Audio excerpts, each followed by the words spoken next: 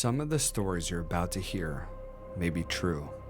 These amusement parks and carnivals have all had terrifying things happen within their borders.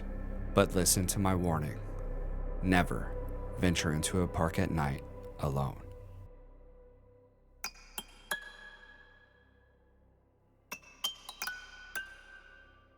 Every year my town hosts a carnival. It's kind of a big deal. Carousels, fair games, Hall of Mirrors, all the stupid games that all carnivals have. They really pull out all the stops this one weekend in October. These days I skip the carnival now, though. It doesn't really do anything for me anymore. So imagine my dismay as my girlfriend, who helps work at the carnival, dragged me along one night after the crowds had left. This night, though, would forever haunt my memories. "No lines," she squealed. "I even know how to turn on the Ferris wheel." I tried to look excited. She yanked me over to the shooting gallery and we sat down in front of the counter lined with water pistols. We fired away, but of course I let her win. I jumped the counter and made my way over to the prize rack. Huge stuffed animals, baseball caps, everything. "Which one do you want?" I yelled back. She tried to look like she was making a life-altering decision. I'll admit now, it was kind of cute. Before choosing, I see her whip out her cell phone and snap a picture of me next to the prizes. "I'm stuck between picking you or the stuffed octopus next to that clown head doll. And I'll take the octopus." From there, she pulled me over to the carousel. I watched her disappear into the engineer room, and a few seconds later, the pipe organ started and the carousel cranked into motion. During the ride, she felt it was another time for another picture. I really tried to smile. We only stayed in the Hall of Mirrors for a few minutes. It was pitch black. We kept bumping into mirrors and each other. I was starting to get a little uneasy. Of course, she snapped a picture in there too. The blinding flash didn't help anything. After the terrifying Hall of Mirrors situation, we decided to leave. She told me she was going home and she really wanted to post the pictures of our great night. Now, this is where things get really creepy. The next morning, I got on Facebook and noticed the small album she uploaded. I started reading through the comments. "Lucky bastards. Carnival rides all to yourself? Nice." What struck me off guard, though, were the next comments. "Love the photobombing clown. Who's that dressed up as a clown?" Wait, what? I looked through the pictures again, and sure enough, there it is. In the carousel picture, there was a tall clown in the background. The speed of the ride somewhat blurred his image, but I could see him just standing there, arms at his sides. In the Hall of Mirrors, the flash illuminated the face of a smiling clown in one of the mirrors in the corner of the picture. There was something chillingly twisted about his expression. How many times did I collide into him thinking that it was my girlfriend? And lastly, there was the picture of me standing next to the shooting gallery prize rack.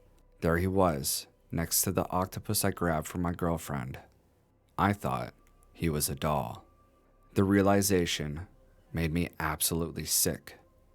I was a hair lengths away from him. His warm breath probably grazed my skin. What sort of sick delight did he get from doing this? I called up my girlfriend, who was still asleep, and asked her if she knew who the clown was and if the carnival had hired him. Her reply made me shudder. They got rid of clowns 5 years ago when parents complained they were scaring kids.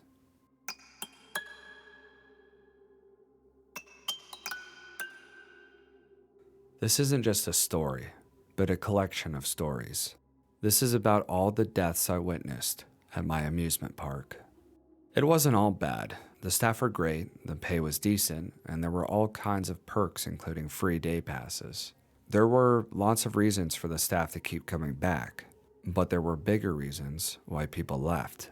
I spent about 2 summers there as a lifeguard and shouldn't have gone back after the first year. But I needed money for college, and since the park itself was only in its 3rd year of operation, I'd have seniority over those who came back. The place was called Thriller World, and to understand it, you need to know its history. The park was a large plot of land at the base of Tremblay Mountains, In the early 1920s, it was the location of a coal mine that dropped 1,000 feet straight down into Earth.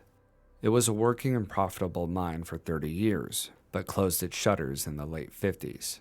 The mine was owned by the Phelps family. Randall Phelps was one of the more industrious of the clan, so Randall came up with an idea to use the land in the summer months, and that idea was Thriller World. It was an amusement park that would include all manners of rides as well as physical aquatic adventures. There was an insane wave pool. There were also slides that ran through tubes of varying lengths down the side of the mountain and opened up to a large pool at the center of the park. There was pretty much every essential ride or game any amusement park would have. There was even a zip line over top of the entire park that would continually get stuck in the middle. And then there was the attraction that sparked Randall's imagination to create the whole thing. It was called Thrill Racer, and it was a race from the top of the mountain to the very bottom. You basically strap yourself to an engineless, lightweight bumper car, which has flimsy handbrakes you could use to try to slow down. Outside of that, the speed was entirely gravity-driven by the steep slope of the mountainside. The path of Thrill Racer wasn't straight, though. It zigzagged around corners marked by large rocks with arrows painted on them. The ride to the bottom took about 3 minutes on average, but some of the workers would stay after hours and try to set the records. This is where I first experienced death at Thriller World. It was my first summer and my second full week working as a lifeguard. Davis, one of the older lifeguards who coached me since I started, told me all kinds of stories about the previous summer and the injuries and deaths that he'd witnessed. I think the stories were originally meant to comfort me. What Davis said it came down to was, this place wasn't a picnic. It was a dangerous place, and people who weren't ready for that attracted problems themselves. The accidents were almost always customers ignoring the rules. There was the occasional freak accident, and then, very rarely, a ride malfunction. But he reiterated, Thriller World wasn't the county fair. It was a place you had to keep your eyes and ears open. And there was a reason why amongst its staff. Thriller World had adopted a nickname that was drenched in blood, Killer World. Somehow it made me feel better knowing that others were aware of what was going on, but they weren't worried. And Davis had that young and invincible teenage edge to him that was infectious to anyone who didn't, like me.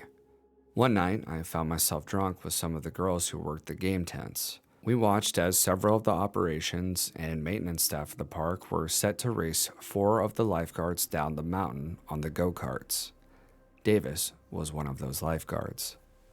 The maintenance guys brought a box of flares and each of the carts was fitted with one on the back side. One of the lifeguards, Kara, went up to the top of the hill with a scarf for the countdown. When Kara said, "Ready," everyone readied their flares, and when she said, "Set," everyone lit them. Kara yelled, "Go!" loud enough for it to echo down to the bottom of the mountain. We watched as the racers took off, the red flares spraying out and illuminating them as the go-karts took corners and ripped down the straightaways. It was exhilarating being in the group as we all cheered for different drivers and teams. Several of the carts were pulling away, with one far ahead of the rest. The leader was hitting corners hard and didn't seem to use the brakes at all. Then it lost control. The go-kart hit a corner too sharp and flipped, sending the driver colliding headfirst off a large boulder and into a violent tumble down the mountain. Screams pierced out as the go-kart, lit by a red flare, launched into the air before crashing down, spinning and tumbling all the way to the bottom of the mountain. The body was still halfway up. Everyone who was watching ran up the mountainside. By the time we had got there, the maintenance staff and the lifeguards who'd been racing were circled around the body. It was Davis. Though it didn't really look like a person, it looked like a plush toy with all the stuffing taken out of it. Davis's girlfriend, Molly, another lifeguard, who had been cheering beside me, rushed over and dropped beside his body, but found Davis's body was like picking up wet laundry. The bones and the muscles were pulverized. Molly tried to touch Davis's face, but even that was like a large Ziploc bag overfilled with spaghetti. The investigation revealed that Davis had been too fast and lost control. The go-kart he had used was destroyed in its fall, so it was difficult to tell if the brakes had actually been working. But there was no marks on the pavement. Either way, it was pushed aside by Tuesday. Everything at the park went back to normal, except Molly never came back. I didn't blame her.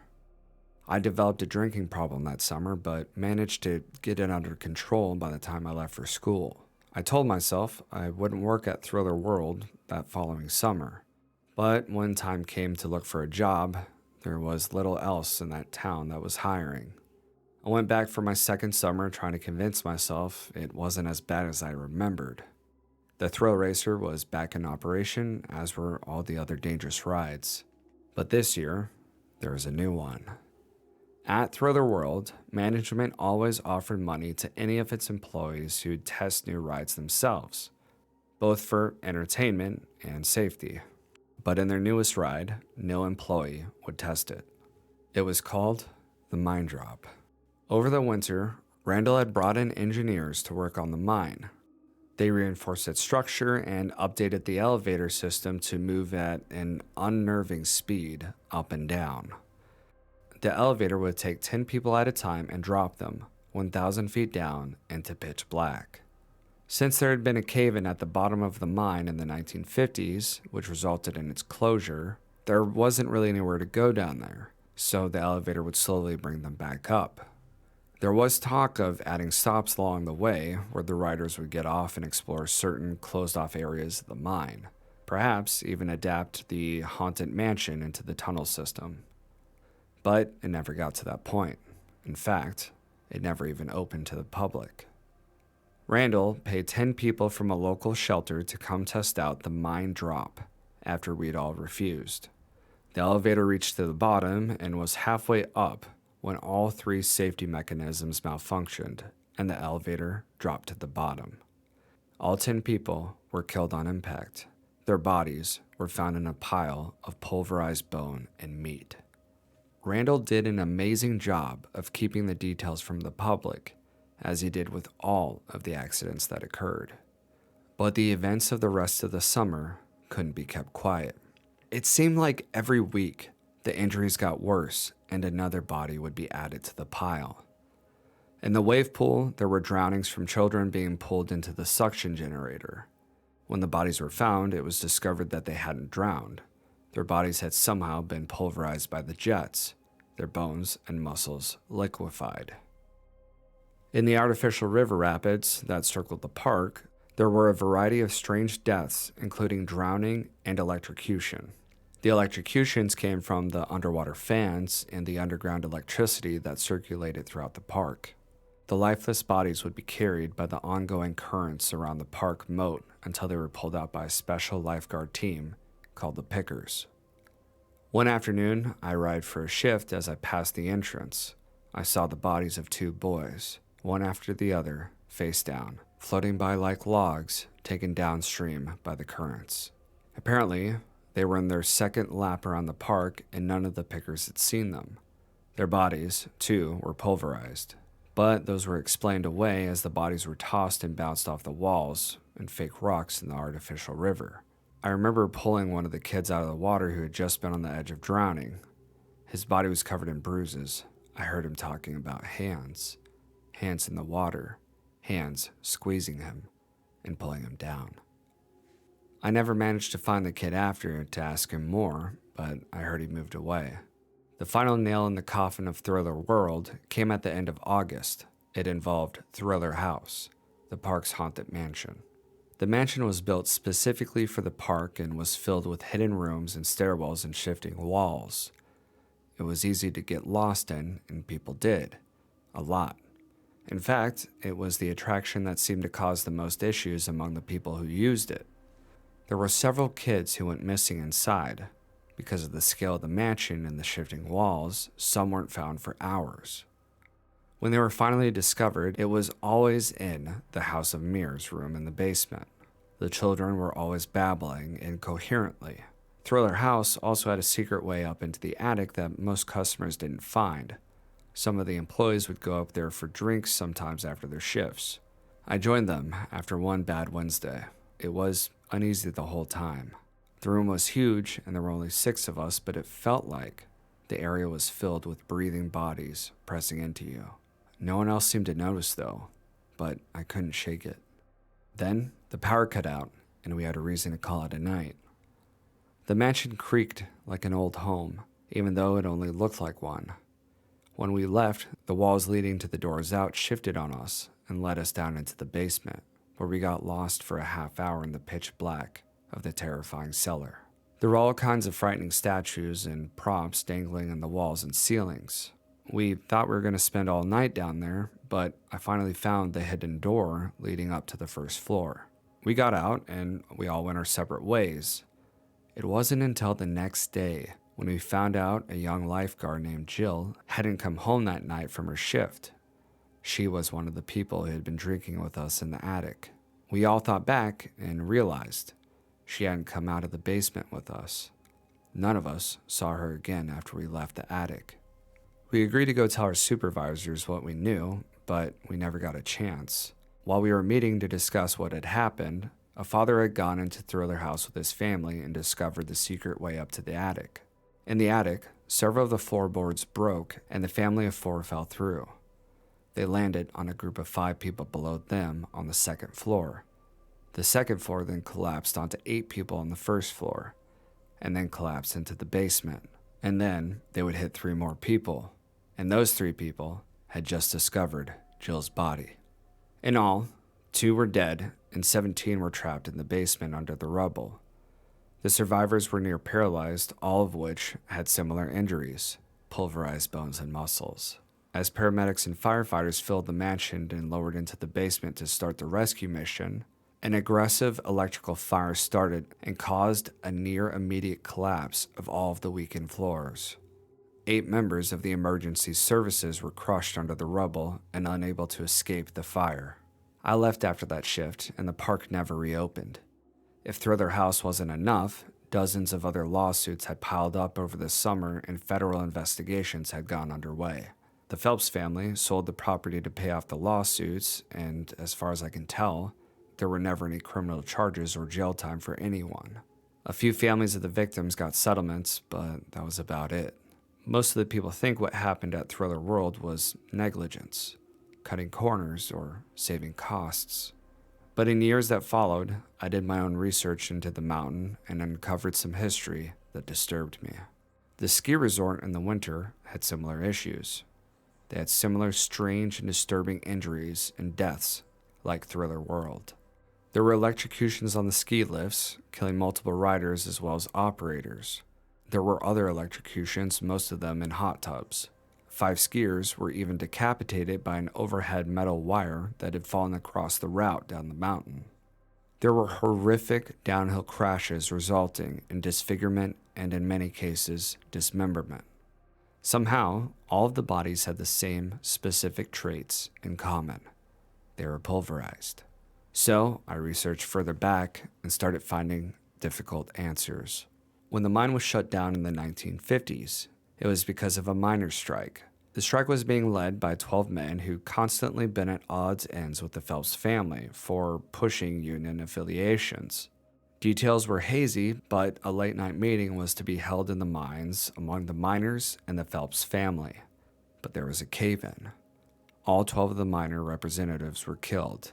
None of the Phelps family had gone down to meet them. The miners' bodies were eventually found and the investigation was closed. The bodies of the miners were said to all be the same, pulverized. The muscles and bones liquefied by the collapsed tunnels they had been told to go down to.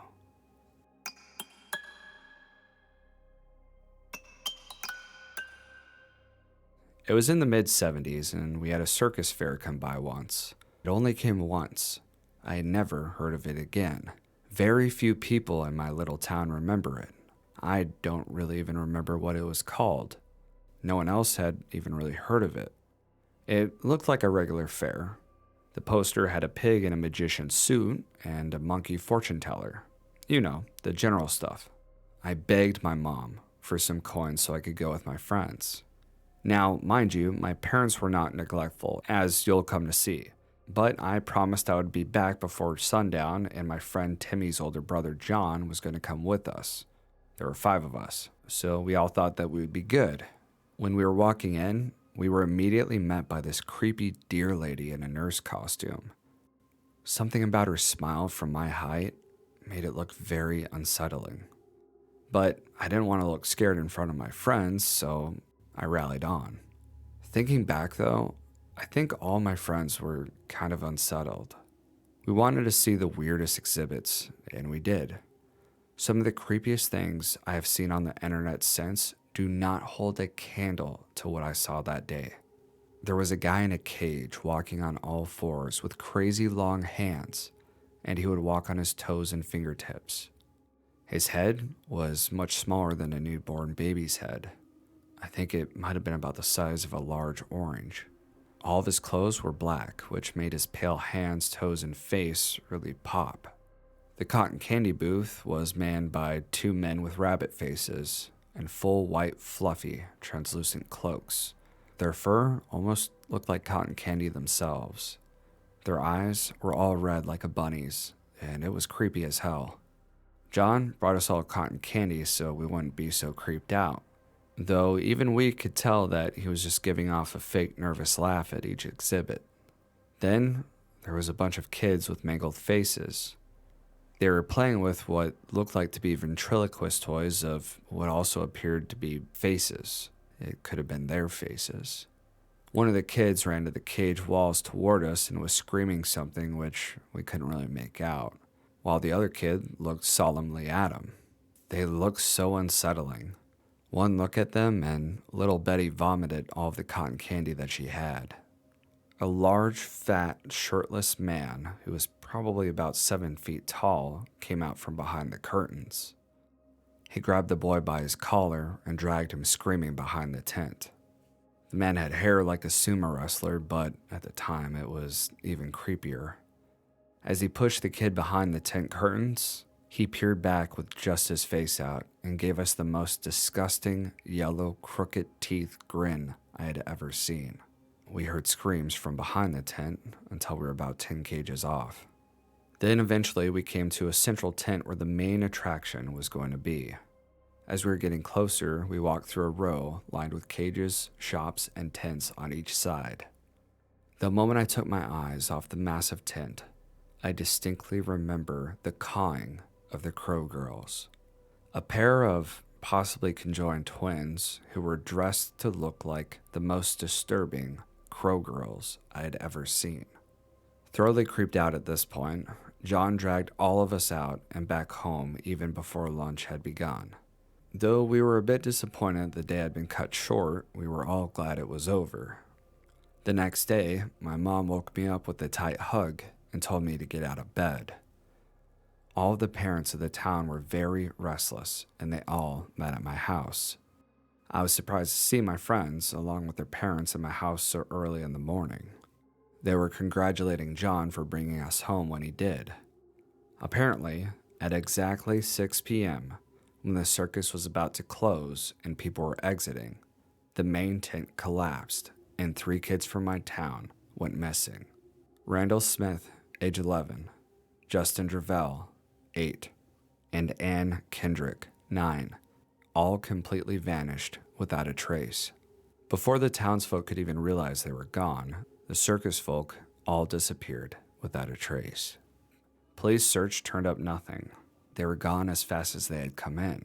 My parents and my friends' parents were happy we were home and helped the grieving parents by helping them search for their kids. We were too young to have really known much. I was 10. Now that I'm much older, I wonder what really happened to those kids. I can't help but wonder if the circus folk took them in and transformed them into one of those grotesque attractions.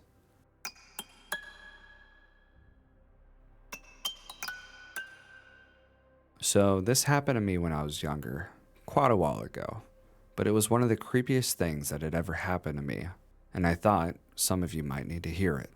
Anyway, I was probably about 12 or 13, and my mom dropped me and my younger brother off at a little carnival thing in the supermarket parking lot. I don't know if they really do stuff like that anymore, but they used to set up small carnivals with maybe 10 rides and a couple food vendors. We had probably been there for maybe an hour, and I noticed this guy had been watching us for a while. I then realized that he was sort of following us around to different rides. I figured he was one of the workers, since he was wearing a carnival hat and his clothes were pretty much the same color as all the other workers there. I would look around and spot him watching us from a couple rides over, or standing next to one of the food vendors. Now, I don't want to be an asshole, but this guy had a creepy face. One of his eyes looked like it had been swallowed up by a huge swollen eyelid. He had these chapped lips that were kind of bleeding too, and it was really creepy. He just kept following us around for maybe 30 minutes, mumbling to himself and staring. After a while, I decided that we should leave and find a way to call my mom. As we were about to leave the carnival area, literally about to walk out the exit, this guy hollers to both of us and grabs my brother's shoulder to put him back in. He starts telling us that we're too young to be there alone and asking where our parents are. I mean, I was young, but there were tons of kids that were even younger than us without their parents. He pulled us off to the side area between two rides and pushed us between him, then just stood guard in front of us. I kept asking to use a phone to call my mom, since I was hoping that it was actually about us being too young to be by ourselves. Finally, he gives me this phone that obviously has no SIM card in it or something, because it just displays an error message that old phones used to have. I kept begging to him to let us go, and he kept muttering, "No, we're gonna take you somewhere safe. Real safe." Then he started laughing and asking if my mom had picked up, which obviously she didn't because the phone didn't work. And then he started saying that he was going to have to take us himself since there's no one else to take us, wherever the hell he had planned to take us. Finally, we see another worker walking by, and I yell out to her asking if I can use her phone. The guy immediately freezes and then just walks away like nothing happened. I explained to the woman what had happened, and she just looked really confused and kind of worried. I didn't find out until a couple years later, but I guess she told my mom that she didn't think the guy even worked there, and that she'd never seen him before.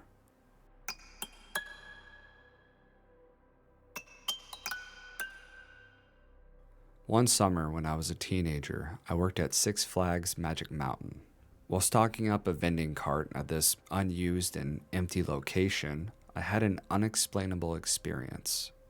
The location I was in used to be empty and void of life, and only get used on occasion for maybe some training. The tables that were used for the restaurant were all stacked upside down on one side. Now, these tables weren't normal tables. They had concrete tops and would usually take about 2 guys to move them anywhere. Upon entering the location and beginning my inventory, I felt uneasy and chalked it up to just being tired and creeped out that I was there late at night. To get to the stockroom, you have to pass by the dining area with all the tables, and I did so without any issues as they were all stacked up to the side. After counting our overpriced ice creams, I turned around to head out the way I came and lock up. What met me as I turned around the dark corner freaked me out, and I've never been this scared since. Right there in front of me, blocking my exit, were 3 tables sitting right side up and lined up obstructing my path. I called out if anyone was there and was met with silence. I simply turned around and ran out to the back entrance and left the building from there. Afterwards, I explained to a coworker how I was the only one up there. I also told them I was really confused because those tables were really heavy, and to flip them so quietly, it just didn't make sense. I was then later told that a little boy with a heart condition ran all the way up the hill racing his friends and essentially dropped dead right in front of the restaurant. He was probably 10 feet away from the exact location that my incident had occurred. I hate closing at night now.